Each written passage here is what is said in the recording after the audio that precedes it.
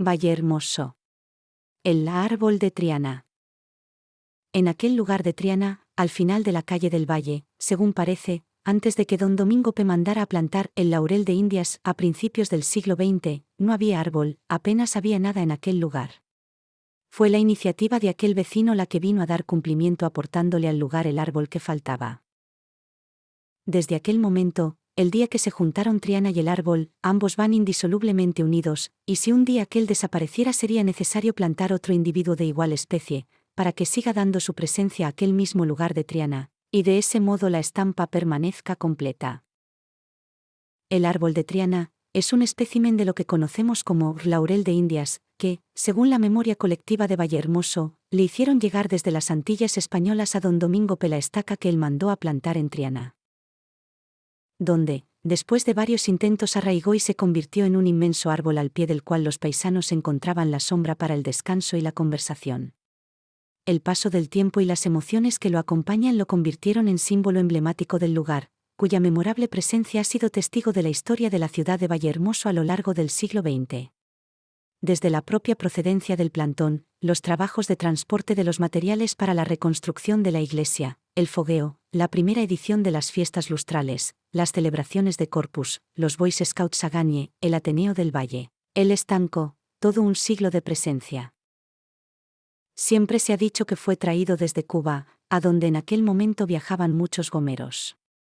No dispongo de información que permita señalar con exactitud si el plantón fue traído a Vallehermoso antes del día 10 de diciembre del año 1898, pues esta es la fecha del Tratado de París que obligaba a España a conceder la independencia a Cuba y ceder Puerto Rico, Filipinas y Guam a Estados Unidos.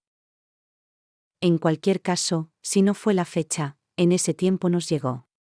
Se cuenta que fue alguno de los repatriados que regresaron después de la derrota y la pérdida de Cuba, en el año 98, algunos de aquellos que habían servido como militares de la metrópoli en su lucha frente a los mambises cubanos.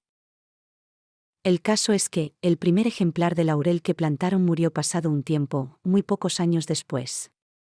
Entonces, don Domingo P. hizo plantar un nuevo ejemplar de laurel de Indias. Y este tampoco prosperó, y también terminó muriendo no habiendo pasado mucho tiempo. Y, don Domingo insistió e hizo plantar el tercer ejemplar de laurel de Indias, y este por fin se agarró a la vida y ha llegado hasta la actualidad. Eso sí, en algún momento se han manifestado ciertas intenciones por parte de algún vecino de proceder contra el árbol de Triana. Tal es así, que un propietario de una finca colindante un día envió a un paisano a talarlo. Esto debió suceder avanzada la década de los 60. Pero, cuando don Domingo P., el señor que había decidido poner el árbol en aquel lugar, vio las intenciones del paisano que estaba aquella mañana en Triana con el hacha, se fue a su casa, se apostó en la ventana con la escopeta y dirigiéndose al paisano del hacha le dijo: «Procura no acercarte al árbol, y no le causes el menor daño.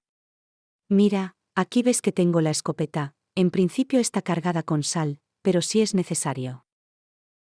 A lo que el señor del hacha respondió muy nervioso y aterrado: «Hombre, don Domingo, a mí no me haga esto, señor, que usted sabe que yo soy un trabajador, yo en esto soy un mandado, y ahora qué le voy a decir yo al señor que me mandó a cortar el árbol. Tú le dices que venga a hablar conmigo, y ahora, retírate del árbol». El paisano recogió el hacha y se retiró del árbol en plena crisis nerviosa, entró en la tiendita que había enfrente, haciendo esquino con el zoco, tomó algo para tranquilizarse. Y muy intranquilo tomó el camino para irse a su casa.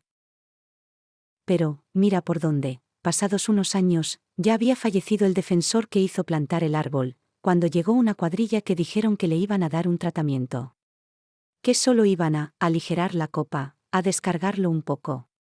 Desde entonces, en varias ocasiones han regresado los obreros con las motosierras y han procedido a cortar las ramas del árbol. De aquellas acciones surgieron los tocones que asoman como muñones que testimonian sobre los cortes sufridos. Recientemente hablaba con un paisano allá en Triana, y este señor me comentaba: «Este árbol, amigo, este árbol tiene una maldición, todo aquel fulano que atenta contra él, no pasando mucho tiempo termina con los pies por delante».